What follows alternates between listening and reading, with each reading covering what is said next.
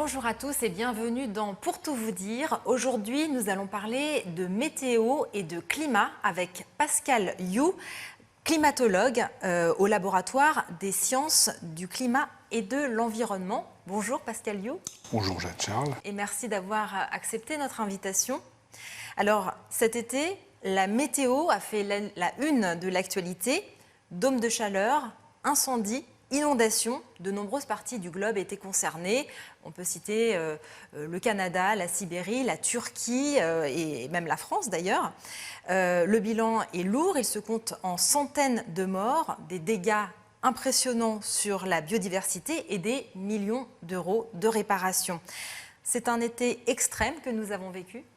Oui, c'est un été extrême à plusieurs endroits dans le globe, mais surtout c'est un été extrême par un événement météorologique qui est une onde qui va de l'ouest du Canada, l'ouest américain, qui va traverser tout l'hémisphère nord vers l'est jusqu'au fin fond de l'Asie, et donc avec une alternance de très chaud, humide, très chaud, humide, très chaud, et donc qui est responsable de ces catastrophes, que ce soit des vagues de chaleur énormes qui ont provoqué les feux qu'on voit sur votre écran, et ces inondations avec des précipitations énormes, que ce soit en Allemagne au mois de juin, c'était concomitant des feux au Canada au même moment, jusqu'à de fortes températures en Grèce, en Turquie, jusqu'à l'Asie avec de grosses précipitations. Donc une onde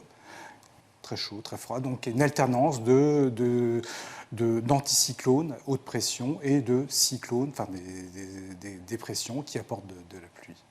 Voilà, donc ce phénomène est assez rare, donc c'est extrême et crée plusieurs événements extrêmes qui deviennent extrêmes en eux-mêmes et sont amplifiés par le changement climatique. Alors justement, on se doute que ces épisodes extrêmes sont tout à fait liés avec la question du réchauffement ou du dérèglement climatique et donc de l'augmentation des gaz à effet de serre dans l'atmosphère. Est-ce que vous pouvez nous rappeler quel est le lien entre les deux ? Alors, le lien entre cet événement, cette grande onde qui fait qu'on a cette alternance entre chaud, humide, n'est pas nécessairement lié au changement climatique. C'est une question qui est assez difficile, il y a beaucoup d'hypothèses. Alors, on a vu beaucoup d'experts s'exprimer sur ce point et faire un lien entre les deux. Par contre, le fait qu'il fasse beaucoup plus chaud que d'habitude dans l'Ouest américain, donc pour une même situation météorologique donnée, est lié au changement climatique. C'est-à-dire que le fait qu'il se mette à faire plus chaud que normal est lié au changement climatique. Le fait qu'il fasse encore plus humide que la normale est aussi lié au changement climatique. Donc la création de cette onde elle-même atmosphérique, il y a toujours un débat sur le lien avec le changement climatique, mais une fois qu'elle est là, elle aurait pu être là dans le passé, sans changement climatique. On en a vu déjà des comme ça, mais il ne faisait pas aussi chaud ou aussi humide qu'il le fait maintenant. Et le fait qu'il fasse aussi chaud et aussi humide à différents endroits du globe, en fait, est vraiment lié au changement climatique. Alors, c'est quand même assez difficile pour les non-spécialistes de comprendre justement le lien qu'il peut y avoir entre des épisodes extrêmes et le réchauffement climatique. Est-ce que vous pourriez revenir justement sur tout simplement le fait que les émissions de gaz à effet de serre engendrent un réchauffement climatique? Alors, c'est toute une chaîne de processus physiques. Alors, quand on émet des gaz à effet de serre dans l'atmosphère, en fait, ils se répartissent à peu près également partout sur la planète, mais ils vont induire quand même un réchauffement différencié entre les tropiques, donc les basses latitudes, l'équateur, les tropiques, et les hautes latitudes. La météorologie qu'on voit à nos latitudes, que ce soit en France, en Asie ou n'importe où, en fait, est liée à cette différence de température qui existe entre les tropiques, où il fait chaud, et les pôles où il fait très froid. Il se trouve que les pôles se réchauffent beaucoup plus rapidement que les tropiques. Donc il fait toujours plus froid aux pôles qu'aux tropiques, bien sûr, mais ça se réchauffe quand même plus vite. Alors comme les mouvements d'air sont liés à cette différence de température, comme cette différence de température change au cours du temps, eh bien, ça modifie complètement les propriétés de la météorologie. Donc une conséquence climatique du réchauffement de la planète, c'est que les propriétés de la météorologie changent. Et c'est pour ça qu'on n'y comprend plus rien. On n'y comprend plus rien. On a des choses différentes, des choses nouvelles qui apparaissent, tout simplement parce que cette différence de température entre les tropiques et les pôles a changé à cause des gaz à effet de serre. Et aussi, donc, on assiste à de nombreux épisodes extrêmes, hein, ceux dont on a parlé tout à l'heure, et qui devraient tendre à se banaliser, d'après les experts. Concrètement, si on prend la situation de la France, qu'est-ce que ça veut dire? À quoi est-ce qu'on peut s'attendre, d'après vous? Sans, évidemment, vous n'êtes pas un devin et vous n'avez pas de boule de cristal, mais d'après vous, comment ça pourrait évoluer pour la France? Je ne peux pas faire de prédiction pour dire que dans l'été de 2060, ça sera caniculaire. Quoique, mais tout ce qu'on voit avec les projections climatiques, c'est-à-dire que quand on essaie de comprendre le climat avec des gaz à effet de serre tels qu'on les estime pour la fin du XXIe siècle, c'est qu'en France, en fait, un été comme 2003, alors 2003, c'est on s'en souvient. C'est l'été le plus chaud jamais enregistré. On parle entre 10 et 15 000 morts en France. Un été 2003, c'est presque un été frais à la fin du XXIe siècle. Enfin, le XXIe siècle, c'est juste en 80 ans. Mais on pourrait atteindre ce genre de seuil bien avant le 2100. Donc 2003, ce qui est frappant, 2003, c'est un été frais. Ah oui, en effet. Alors, justement, cet été, c'était aussi un des événements attendus. Le 6e rapport d'évaluation du GIEC a été publié, ou plutôt son premier volet. C'était le 9 août. Ce rapport est alarmant sur les conséquences d'un accroissement des températures sur notre planète. Quels sont, d'après vous, les principaux points à en retenir ? Alors, ce 6e rapport n'est pas plus alarmant que les autres. Le message général est globalement le même, c'est-à-dire que le changement climatique ne fait que s'amplifier. Ce qui est alarmant, c'est qu'on a de moins en moins d'incertitudes sur le rôle de l'activité humaine dans ce changement. Voilà, ça c'est une confirmation. C'est alarmant dans un sens. D'un autre côté, c'est presque rassurant parce que ça veut dire qu'on a un moyen d'agir. Enfin, si il y a une incertitude, on pourrait dire que si on agit, c'est pour rien. Là, on sait qu'on est responsable, donc on peut déjà, si on agit, on a peut-être une plus grande chance d'avoir un effet. D'accord. Donc pour vous, ça c'est l'élément essentiel à retenir, l'origine anthropique. L'élément essentiel, c'est la réduction de l'incertitude sur l'origine anthropique. Plus tout un catalogue de conséquences sur des événements extrêmes, par exemple sur la planète. Mais alors justement, vous l'avez signalé, ce n'est pas le premier rapport qui alerte sur la situation. Déjà, c'est le 6e du GIEC, et puis il y a toute une littérature sur la question depuis plusieurs décennies maintenant, sans que finalement des mesures suffisantes soient prises. Au contraire, les émissions de gaz à effet de serre sont même reparties à la hausse depuis 2017, je crois.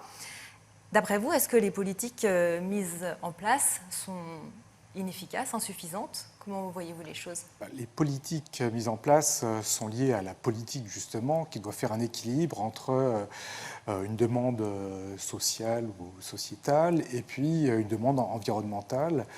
À partir du moment où on n'est pas prêt à sacrifier certaines libertés, ou un certain confort de vie, ou même si on n'est pas prêt à accepter un changement de mode de vie, les politiques seront toujours réticents à l'idée d'implémenter des mesures qui seront nécessairement assez difficiles à être acceptées. C'est ce qu'on a vu avec les Gilets jaunes brutalement l'année dernière, enfin il y a 2 ans maintenant.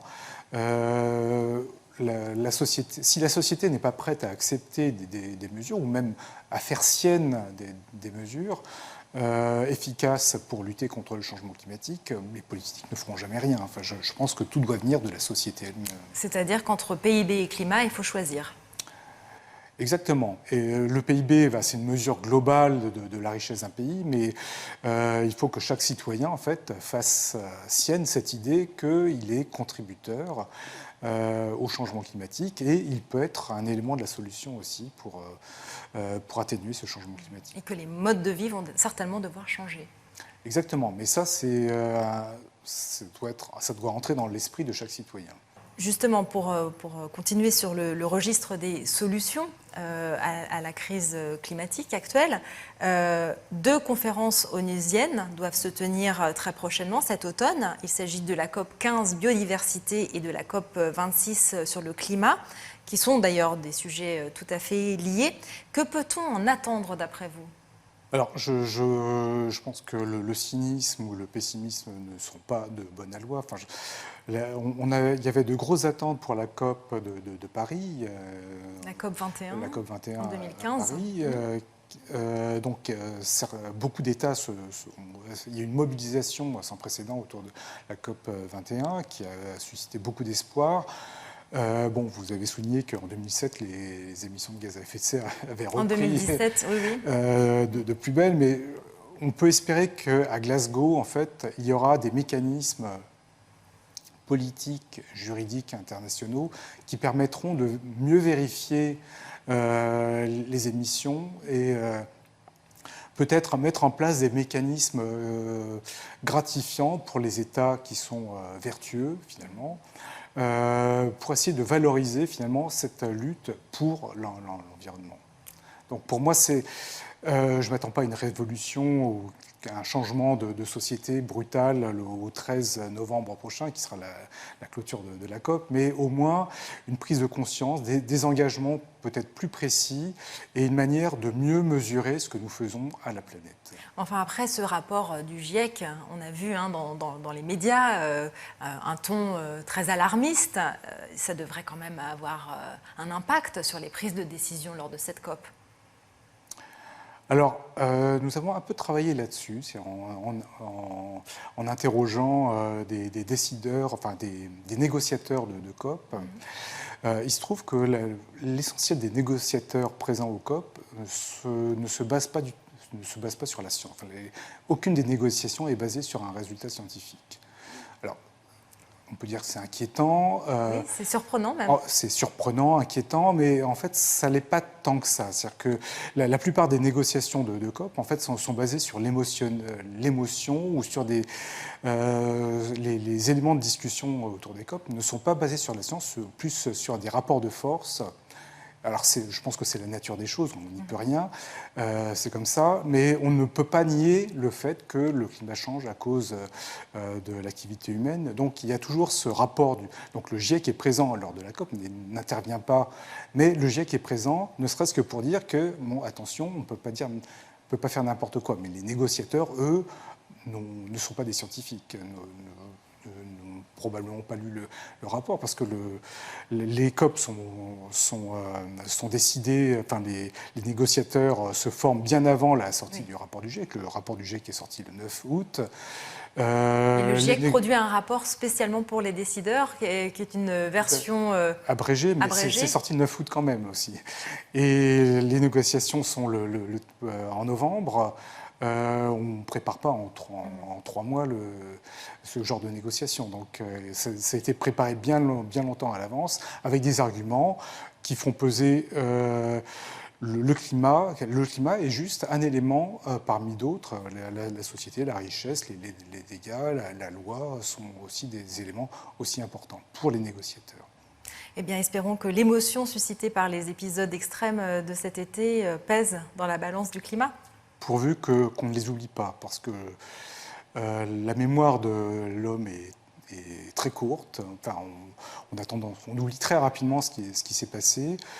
Je parlais de 2003 tout à l'heure. Je pense que beaucoup de gens ont oublié ce qu'était cette catastrophe de l'été de 2003.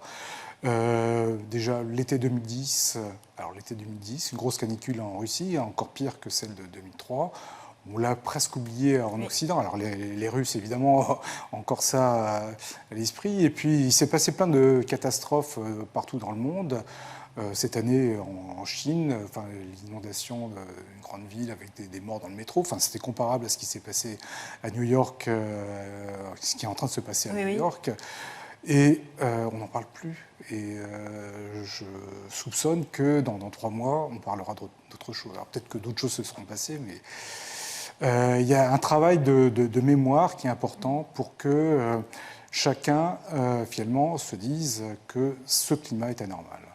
Et qu'il faut affronter ce défi. Voilà. Merci Pascal Liu d'être venu justement nous en parler dans cette émission.